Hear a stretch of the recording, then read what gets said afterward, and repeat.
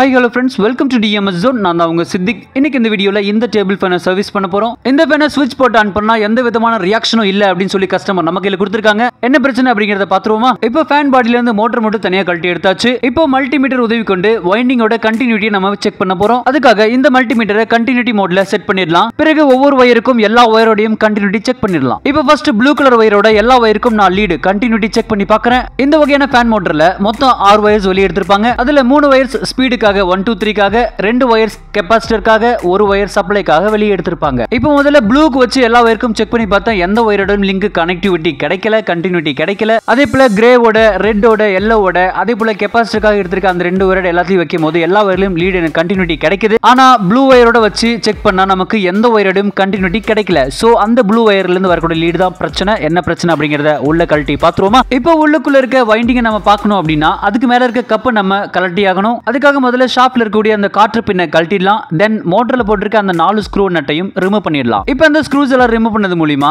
மோட்டரை தனியா பிரிச்சு எடுக்க முடியுது. உள்ளுக்குள்ள எவ்வளவு பள்ளி முட்டைன்னு பாத்தீங்களா? இங்கேயும் பள்ளி கூடு கட்டி வளர்ந்துருக்கு. பெரும்பாலும் மின்சாதன பொருட்களை பழுதாக்கி சமாதி கட்டுறதுல முதல் வகை சேர்ந்தது எலிகள் தான். அதற்கடுத்து இந்த பள்ளிகள் தான். இதுல எவ்வளவு முட்டை இட்டு வச்சிருக்குன்னு பாத்தீங்களா? பயபுல்ல ஒரு இடத்த கூட விடுறது இல்ல. ஓகே, இப்போ நம்ம கான்செப்ட்டுக்கு வருவோம். இப்போ இந்த மோட்டரோட வைண்டிங் நம்ம கண்ணுக்கு விசிபிள் ஆகுது. இப்போ நம்ம அந்த லீட் எல்லாம் செக் பண்ணணும் அப்படின்னா அந்த வயர்ஸ் தனியா ரிமூவ் பண்ணி ஆகணும். அந்த வைண்டிங்கை இறுக்கமா கட்டி வச்சிருக்க அந்த நூலெல்லாம் கட் பண்ணிட்டு உள்ளுக்குள்ள இருக்க வைண்டிங் லீடை நம்ம செக் பண்ண போறோம். சோ அதுக்காக ஒரு கத்தியின் உதவி கொண்டு அங்க இருக்க த்ரெட்ஸ் எல்லாம் லேசா நிதானமா பொறுமையா கட் பண்ணி எடுத்துடலாம். கொஞ்சம் அழுத்தமா கத்தி இறக்குனாலும் வைண்டிங் உள்ள கட் ஆகிடும். சோ மறுபடியும் ரீவைண்டிங் பண்ண வேண்டிய கட்டாயத்துக்கு நம்ம வந்துரும். இப்போ கம்ப்ளீட்டா எல்லா த்ரெட்ஸையும் கட் பண்ணியாச்சு. இப்போ இந்த ப்ளூ வயர் தான் நம்ம செக் பண்ண வேண்டியது. சோ அந்த வயர்ஸை நம்ம தனியா எடுத்து பாத்துறலாம். அந்த ப்ளூ வயர் கெபாசிட்டருக்கு போகக்கூடிய இன்னொரு வயரோட லிங்க் ஆகிருக்கு. அது எது மூலமா லிங்க் ஆகிருக்கு அப்படின்னா ஒரு ஃபியூஸ் மூலமா லிங்க் ஆகிருக்கு. இந்த ஃபியூஸுக்கு பேர் தான் தெர்மல் ஃபியூஸ், அதாவது வெப்பத்தை அடிப்படையாக கொண்டு செயல்படக்கூடிய ஒரு ஃபியூஸ். பொதுவாகவே டேபிள் ஃபேன் மோட்டார் பொறுத்த வரைக்கும் ஹை ஸ்பீட், லோ ஸ்பீட் 2 வகையா பிரிச்சிருப்பாங்க. அந்த வகையில இந்த motor high speed table fan motor. So high speed motor பொறுத்த வரைக்கும் இந்த மாதிரியான தெர்மல் ஃபியூஸ் கட்டாயம் கொடுத்திருப்பாங்க.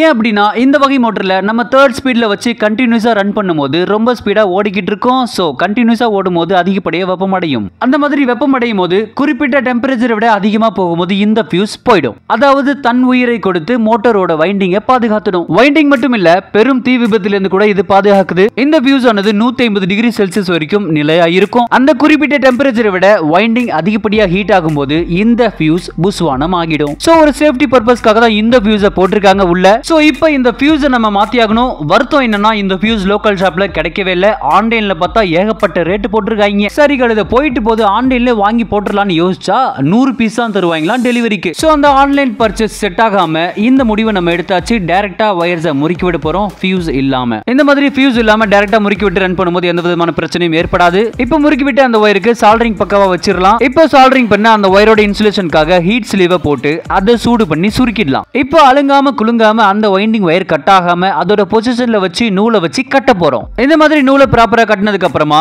வார்னிஷ் இருந்தா கொஞ்சம் ஊத்திக்கலாம். அவ்வளவுதான், நம்ம இன்டீரியர் ஒர்க் முடிஞ்சு போச்சு. இப்போ இந்த மோட்டரை மறுபடியும் நம்ம அசெம்பிள் பண்ணிடலாம். வைண்டிங் வயர்ஸ் எல்லாம் ப்ராப்பரா உள்ள விட்டுட்டு பேக் கப்பை போட்டுட்டு ஸ்டேட்டருக்குள்ள ரோட்டரை உள்ள விட்டுட்டு ஃப்ரண்ட் கப்பை போட்டு 4 ஸ்க்ரூ போட்டு லாக் பண்ணா அதோட வேலை முடிஞ்சு போச்சு. இப்போ இந்த மோட்டரோட வைண்டிங் கண்டினியூட்டி நான் உங்களுக்கு மல்டிமீட்டர் மூலமா செக் பண்ணி காட்டுறேன். நமக்கு பிஃபோரா செக் பண்ணும்போது ப்ளூ கலர் வயரோட எந்த வயரும் கண்டினியூட்டி கிடைக்கல. சோ இப்போ ப்ளூ கலர் வயரோட நம்ம செக் பண்ணும்போது எல்லா வயர்ஸோட நமக்கு கண்டினியூட்டி கிடைக்குது. சோ ப்ராப்பரான வைண்டிங் நமக்கு இருக்கு. இப்போ இந்த மோட்டர் ரன் ஆகுது அப்படின்னு சொல்லி சப்ளை கொடுத்து செக் பண்ணி பார்த்துடலாம். சோ அதுக்காக கெபாசிட்டருக்கு இருக்க அந்த 2 வயரை கெபாசிட்டரோட வச்சு முறுக்கி விட்டுறலாம். தென் ஃபேஸ் அண்ட் நியூட்ரல் கொடுக்கணும். சோ அதுக்காக ஃபேஸ் வந்து ப்ளூ கலர் வயரோடையும் நியூட்ரல் வந்து ரெட் கலர் வயரோடையும் வச்சு முறுக்கி விட்டுறலாம். இப்போ 230 வோல்ட் ஏசி சப்ளை கொடுத்தா எந்த விதமான ரியாக்ஷனும் இல்ல, மோட்டார் ரன்னே ஆகல. இப்போ வைண்டிங் ப்ராப்பரா இருக்கு. அப்படி இருந்தும் ரன் ஆகாத பட்சத்துக்கு கெபாசிட்டரை நம்ம செக் பண்ண போறோம். இப்போ மல்டிமீட்டர் உதவி கொண்டு கெபாசிட்டரை நான் செக் பண்றேன். கம்ப்ளீட்டா ட்ரைன் ஆகி இருக்கு, வேல்யூ காட்டவே இல்ல.